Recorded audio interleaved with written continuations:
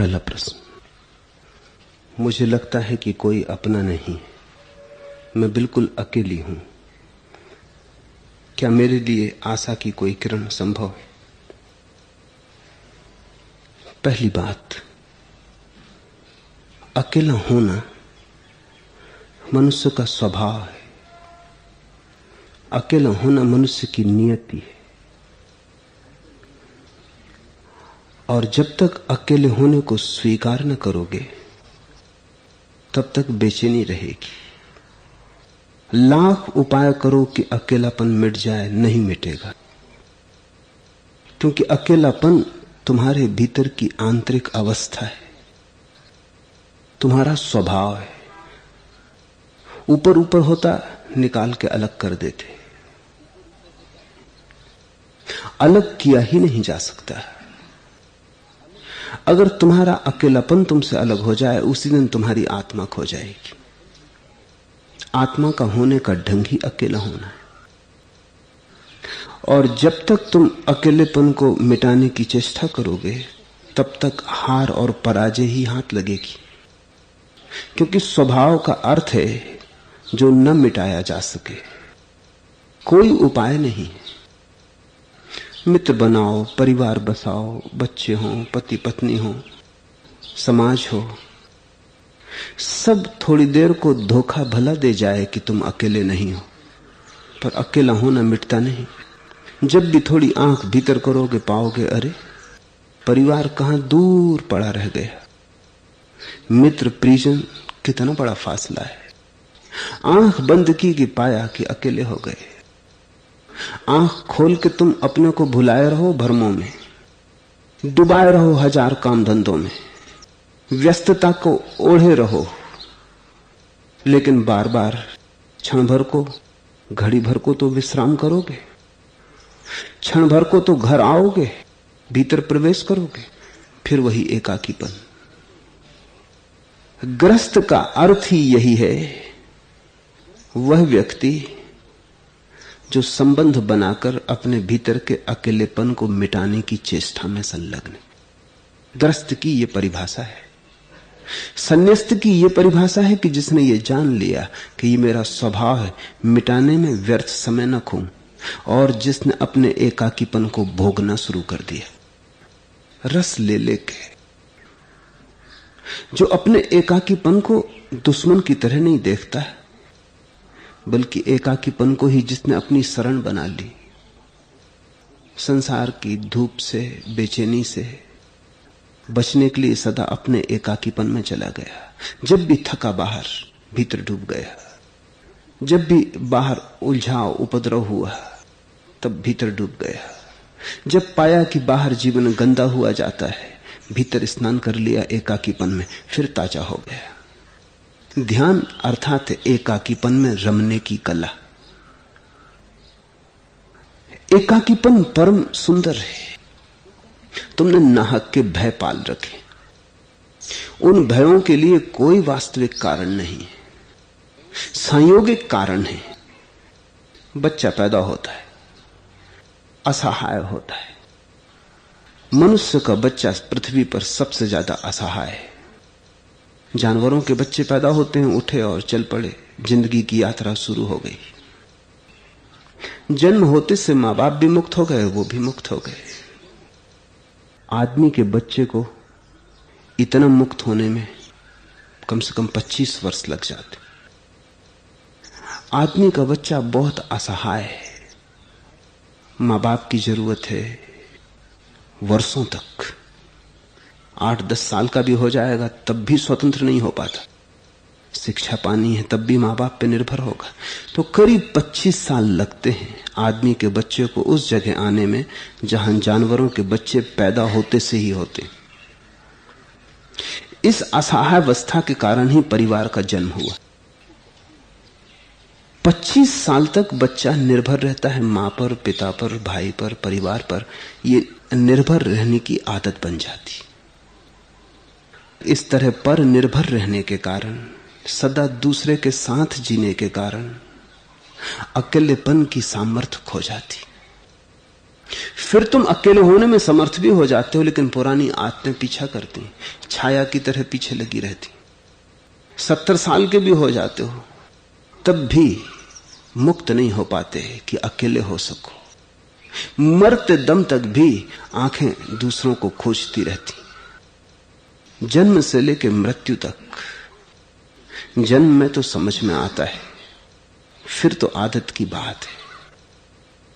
ध्यान का अर्थ है इन संस्कारों को जो बचपन से पड़ गए, ये दूसरे का सहारा खोजने की जो गलत आदत पड़ गई है, ध्यान का अर्थ है इस आदत के ऊपर उठ जाना और एक नए सूत्रपात को उद्घाटन करना।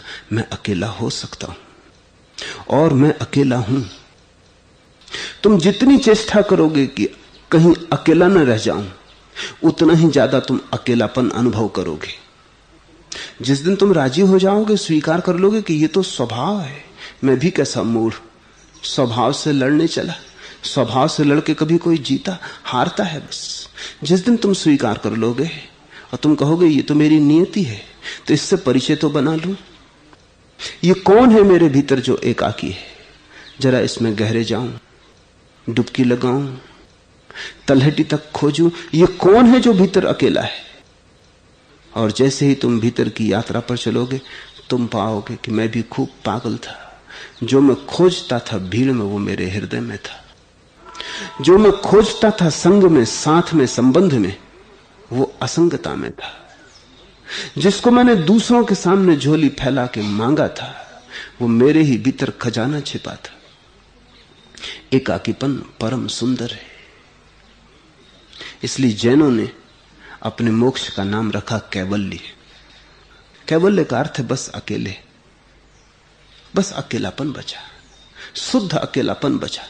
इतना अकेलापन बचा कि दूसरे तो है ही नहीं, वहां तुम भी नहीं हो। क्योंकि तुम जो अपने को समझते हो तुम हो, ये दूसरों का दान है, ये तुम हो नहीं। किसी ने कहा सुंदर हो बड़े, संभाल के रख ली इस बात को, सुंदर हो गए। किसी ने कहा बड़े बुद्धिमान हो, संभाल ली, गठरी बांध ली भीतर कि मैं बुद्धिमान हूं। ये भी सब दूसरों का दिया हुआ है। थोड़ी देर को सोचो तो, अगर तुम उस सब को छोड़ दो जो दूसरों ने तुम्हें दिया है, तुम्हारी प्रतिमा ही बिखर जाएगी। इसमें मित्रों का भी दान है, शत्रुओं का भी दान है, अपनों का भी दान है, परायों का भी दान है। तुम गठरी बांधते चले गए हो, और इसीलिए तो तुम्हारी जो आत्म प्रतिमा है बड़ी उलझी है, विरोधाभासी है। क्योंकि कितने लोगों से तुमने इकट्ठा कर लिया। ये ऐसे ही जैसे कि एक कार बनाई जाए और तुम एक एक पुर्जा जगह जगह से इकट्ठा कर लाओ। ऐसे तुम कबाड़ खानों से इकट्ठे कर लाओ सब कल पुर्जे, और फिर उसको जोड़ के तुम कार बना लो। दिखाई पड़ेगी कि बन गई, चलेगी नहीं। यही तुम्हारी प्रतिमा है।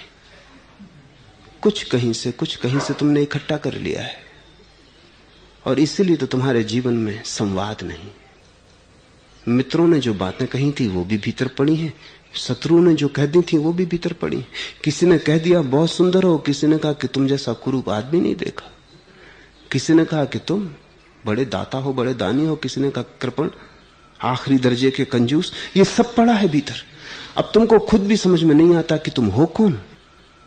तुम्हारी अपनी कोई पहचान सीधी सीधी नहीं है, सब उधार है। परम एकांत के क्षण में दूसरे तो होते ही नहीं, दूसरों ने तुम्हें जो धारणा दी थी तुम्हारे संबंध में वो भी नहीं होती। तभी तुम्हारा स्वभाव प्रकट होता है।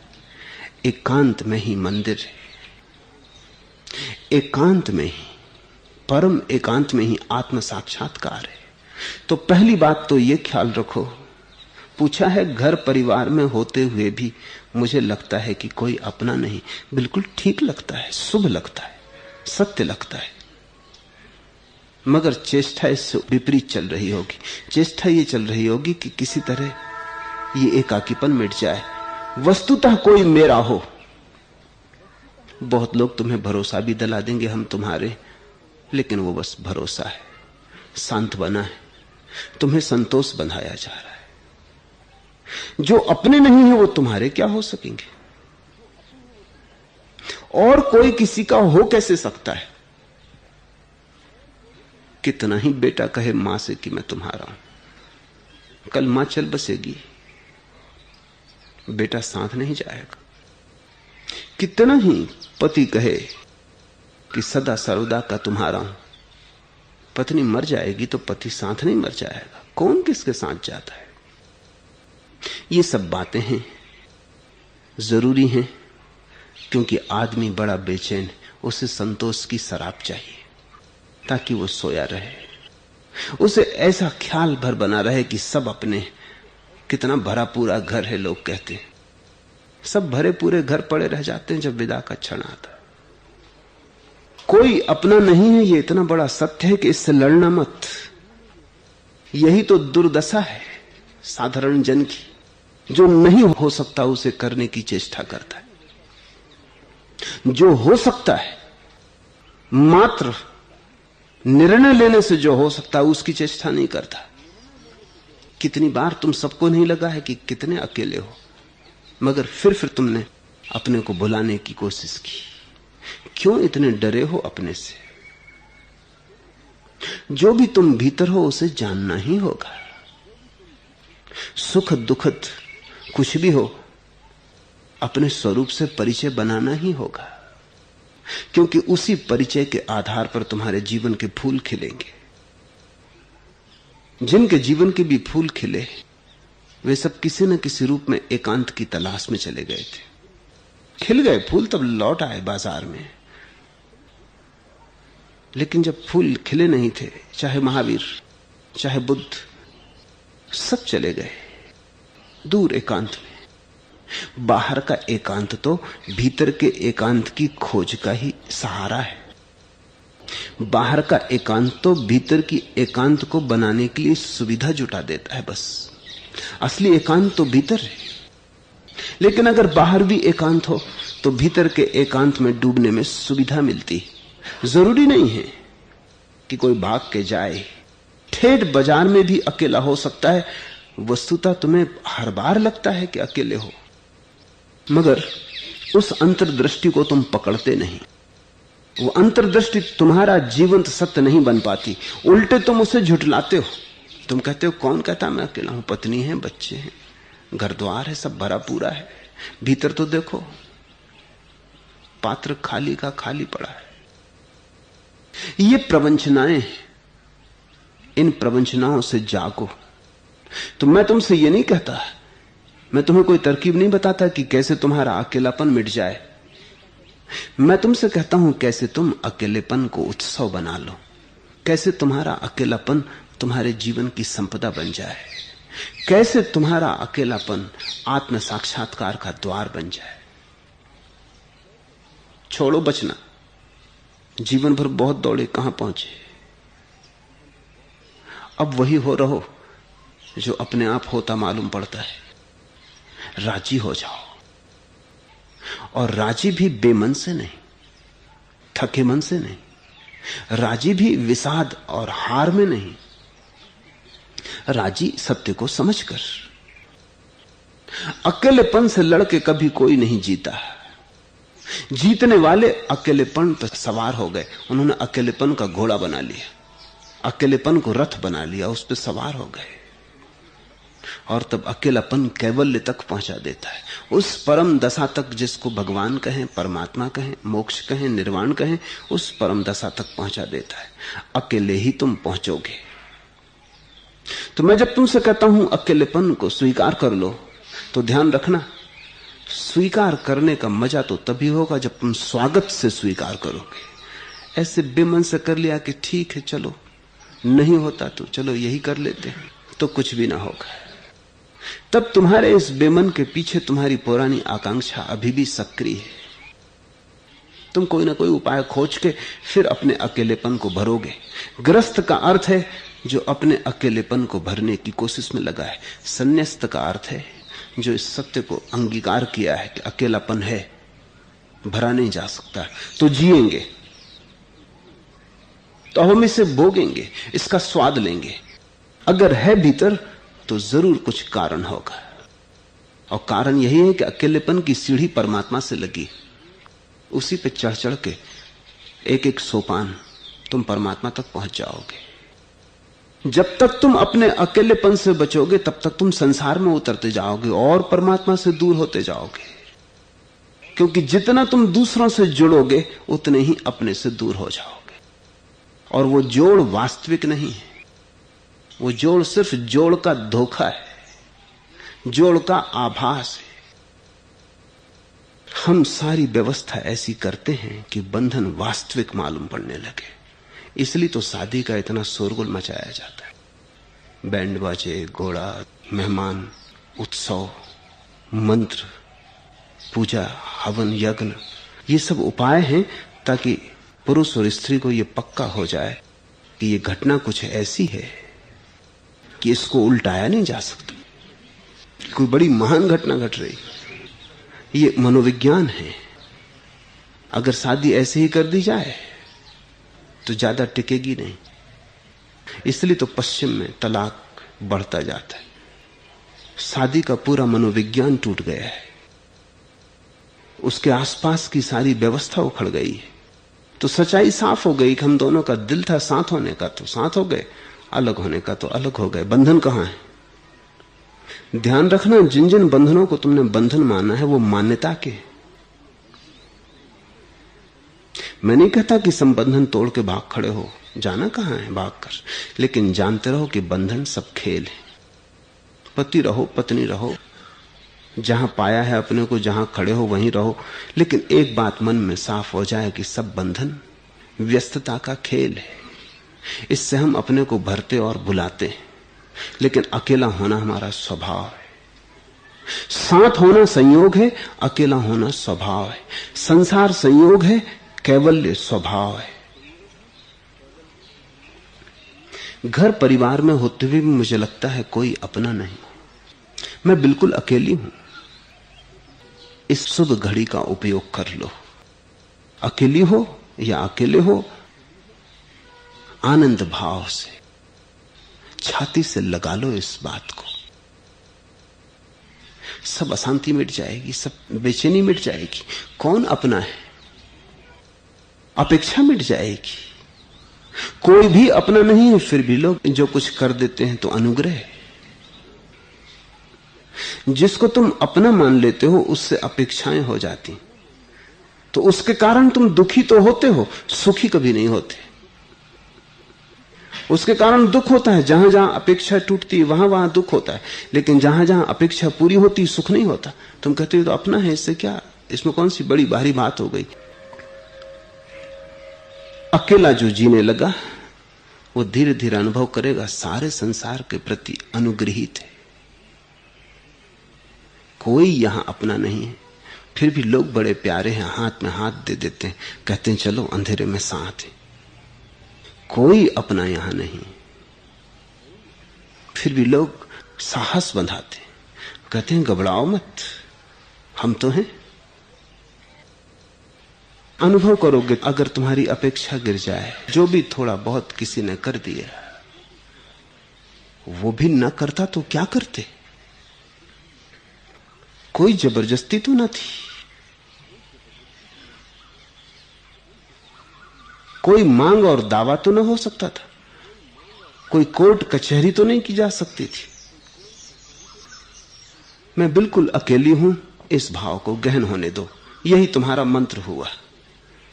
इसे दोहराओ, गदगद होकर दोहराओ कि मैं अकेली हूं। इससे बड़ी स्फुरना होगी। जिन जिन से दुख मिलता था उनसे दुख मिलना बंद हो जाएगा, और जिनसे कभी भी सुख मिलने की कोई आशा न थी उनसे भी सुख मिलने लगेगा। दृष्टि की बात है। लोग चारों तरफ बड़े प्रीतिपूर्ण मालूम होने लगेंगे। एक बार तुम्हारी अपेक्षा गिर जाए, तुम देखोगे लोग भले हैं, और जैसे ही तुम्हारी ये बात गहरी बैठ जाए भीतर कि अकेलापन स्वभाव है, द्वार खुला, क्योंकि तुम विश्राम की अवस्था में आ जाओगे। लड़ाई बंद हो गई, तुम नदी की धार में बहने लगे, तैरना बंद किया। अब ये अकेलेपन की लहर परमात्मा तक ले जाती है, ये अनंत सागर तक ले जाती।